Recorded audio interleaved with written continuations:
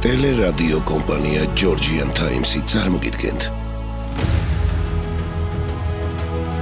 საქართველოს ისტორიის გაკვეთილები.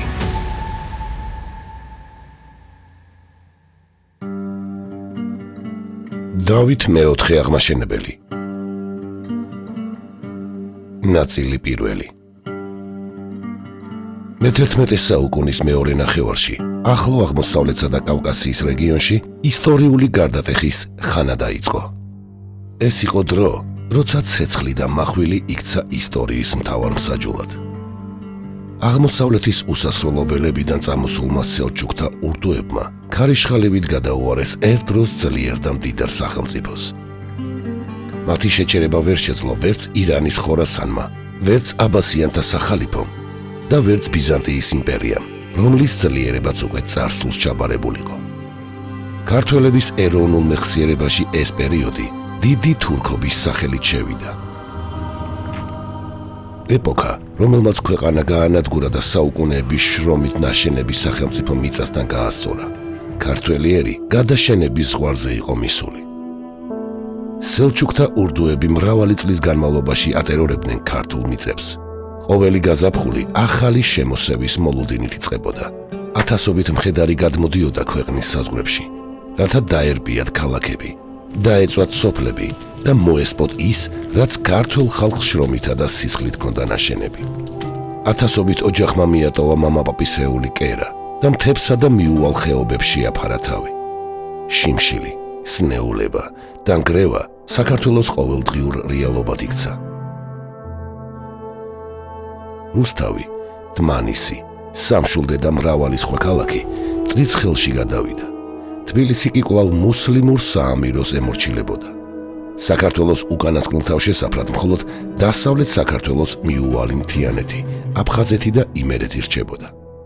თუმცა გარემტრის გარდა სამეფოს შიგნით ფეოდალური ანარქია მძვინვარებდა. ადგილობრივი, დიდებული, ძლიერი ცენტრალური ხელისუფლების არარსებობის პირობებში სამეფო ტახტს ემუქრებოდნენ და სელჩუკებთან მოკავშირეობასაც არ ერიდებოდნენ. იმჟამინდელი მეფე გიორგი მეორე ცდილობდა სელჩუკთა წინააღმდეგ თავდაცვითი ბრძოლის გამართვას, მაგრამ შინაურმა წინააღმდეგობამ ეს მცდელობები უშედეგოდ აქცია.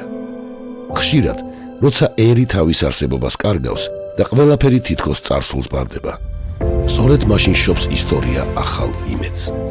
როგორც დამწვარი და დასახიჩრებული ფენიქსი იფერფლება, რათა ხელახლა იშოს, ისე უნდა აღდგარიყო საქართველოც. 1073 წელი, ქუთაისი, სამეფო სასახლის რეზიდენცია. სწორედ აქ, ამ მძიმე ჟამს, ქვეყნის უკანასკნელ თავშესაფარში მეფე გიორგი მეორესა და დედოფალ ელენეს შეეძინათ ვაჟი, ბაგრატიონთა დინასტიის ახალი შთამომავალი და საქართველოს სამეფოს ტახტის მემკვიდრე. მშობლებმა თავიანთ ერთადერთ შვილს დავითი უწოდეს. ალბათ მაშინ ვერავინ წარმოიდგენდა, რომ ეს ბავშვი მომავალში ყველა დროის უდიდესი ქართველი მეფე გახდებოდა. დავითს ბავშვობა ფუფუნებაში არ გაუტარებია. იგი იზრდებოდა დიდი თურქობის მძიმე ხანაში. ადრეული ასაკიდანვე იყო მოწმე ქვეყნის სიღატაკის, ეროვნული დამცირების, ხედავდა სამეფო კარის ინტრიგებს და მამის უძლურებას. გიორგი მეორის ნებით უფლისწულის აღზრდა დაეკისრა ერთ-ერთ უმაღლეს და გამორჩეულ მოღვაწეს, გიორგი ჭყონდიდელს. ის იმ ეპოქის ადამიანი იყო, რომლის სიტყვას დიდი მნიშვნელობა ჰქონდა როგორც ეკლესიაში, ისე სამეფო კარზე. მემატიანე მას აღწერს, როგორც კაცი სრული ყოვლითა, სიკეთითა, სულისა და ხორცთასა, სავსე სიბრძნითა და გონიერებითა, განმჭრიახი, სვიანი და ბრთხილი. ჭყონდიდელის სიბრძნემ უდიდესი კვალი დატოვა დავითის ხასიათსა და ცნობიერებაში.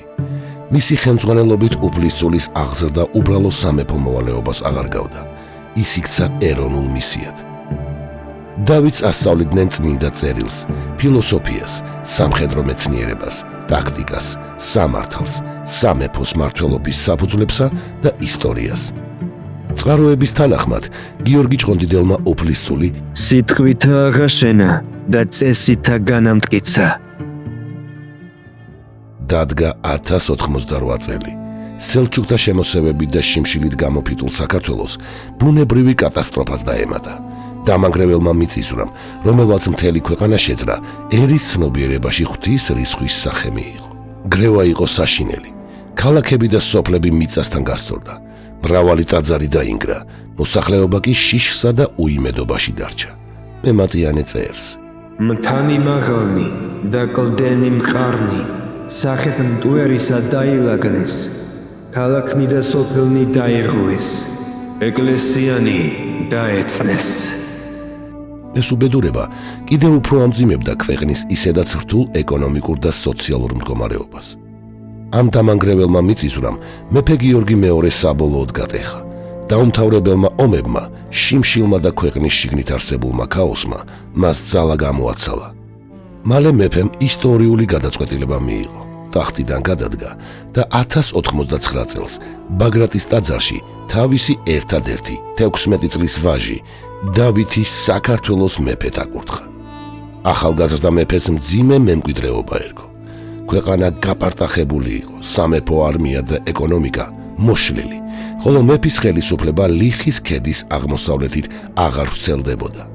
სელჩუკთა მომთაბარე ტომები საქართველოს მიწებს ისევ არბევდნენ. ქართველი ხალხი კი გადაშენების ზღვარს იყო მისული. და მაინც, სწორედ ამ განადგურებულ ფონზე დაიწყო ის, რაც მოგვიანებით ისტორიაში აღორძინების ეპოქად იწოდება.